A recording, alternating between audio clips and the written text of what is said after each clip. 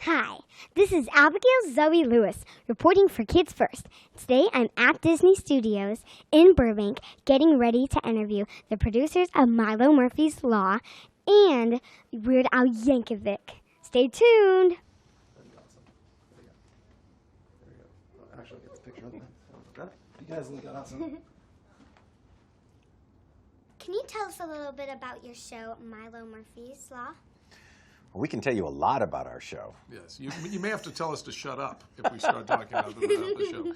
We're doing this show with about Milo Murphy, who is the great grandson of Murphy from Murphy's Law, which states whatever can go wrong will go wrong, and so everything that can go wrong does go wrong around him, and so his life is this constant cyclone of calamity But he looks at it as a great adventure. He thinks it makes his life more fun, more interesting, and more exciting. Ian, what inspired you guys to create this show?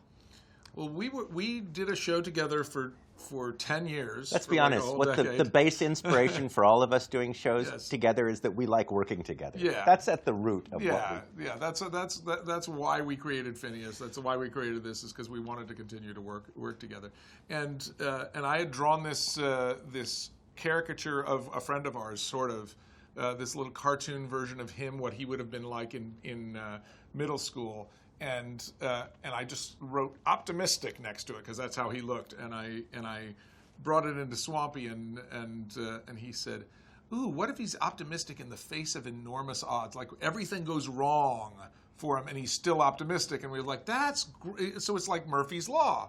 Oh, he could be a Murphy, and we created the whole show based on that. And so it ends up being this sort of celebration of remaining optimistic even when things go wrong in your life. And we felt like that's a good message to send out there for kids. What's the biggest challenges on making Milo Murphy's Law? Working with him because he's a horrible person. Yeah, it's true. He's not really. He's. I'm only sort of terrible. So he's only sort of terrible. The hard part is figuring out all the different things that can go wrong, because we sort of write stories that we would write with just regular kids, and then figure out what is it that could go wrong without it. We don't want it to feel like Milo is a klutz and causing things.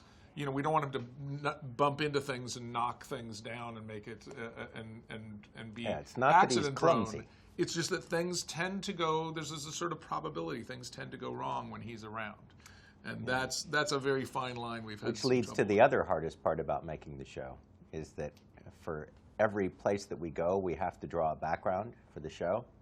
Every background that we draw, we then destroy. So we have to redraw the entire background, completely destroyed. So we underestimated the number of backgrounds we would have to draw. So tell us a little bit about the show Milo Murphy's Law. Well, Milo Murphy's Law is a new show by Dan Povenmire and Jeff Swampy Marsh, and they're the guys that did Phineas and Ferb. So if it looks familiar, it's because it's the same guys. And I play Milo Murphy, and Milo Murphy is a 13-year-old boy who has extreme hereditary Murphy's Law condition. And what that means is that he's the great-great-great-great-grandson of the guy that Murphy's Law was named after. And Murphy's Law is everything that can go wrong will go wrong. So he's kind of a walking jinx. Everywhere he goes, things blow up and fall apart. Just trouble and catastrophe everywhere he goes. But he's not depressed or mopey about it. He's a cool kid, and he's just very up and excited and rises to the challenge. So he just learns to expect the unexpected, and he turns every catastrophe into an adventure. And can you tell us a little bit about your character and how you identify with your character? Well, I like to think that I'm a very up and positive person. I'm a pretty happy guy, and there's a lot of that in Milo. In fact, Milo's voice is very close to my voice. I just pitch it up a little bit, just a little higher register, and that's Milo Murphy, But yeah, that's what I admire about Milo, and I can relate to him a little bit like that. He's just a very positive guy.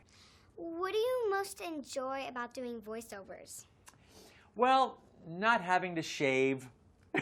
It doesn't matter how I look. I just go on there and have a good time. Do you do the voiceovers separately or together? separately or together with? Oh, you mean all the Separately, actors? like by yourself, or? Well, it varies. I did at least one session where a bunch of actors did it at the same time. But for this show, almost all the time it was just me by myself. And part of that, I think, was because I was on the road for a lot of that. I did a long tour. I did 9 months on the road doing concerts. And I was in 200 cities all over the world. And I couldn't always come back to LA and do a session, so they would arrange it so that wherever I was, if they needed my voice, they would find a studio in that city, and I'd go there, and we would do the session, from wherever I happened to be. Do you have any advice for people wanting to get into the entertainment business? Well, my first advice is only do it if it's what you love, if it's really your passion. I've had kids that came up to me and said, "I really want to be famous." And that's not a good goal. I wouldn't encourage anybody to do anything so they could become famous. If you love music and you can't imagine doing anything else, do it. Try it, Same with acting, same with anything in entertainment. It's a hard thing to make a living at. That's the thing. It's nice to have a backup. I've got a degree in architecture. I went to college, and I've got a degree in architecture. I never used it. I got very lucky. I got a record deal. But, I think it's not a bad idea to have a backup plan because, even if you love entertainment and you want to have a career in it, there's, only so many slots available. It's a tough way to make a living. You could get lucky, you could not, but if it's really your passion, if it's what you feel like you were born to do, you owe it to yourself to at least try. Hi, this is Abigail Zoe Lewis reporting for Kids First. Today I had the most wonderful time interviewing Randall Yankovic and the producers of Milo Murphy's Law. This is Abigail Zoe Lewis reporting for Kids First. See you next time.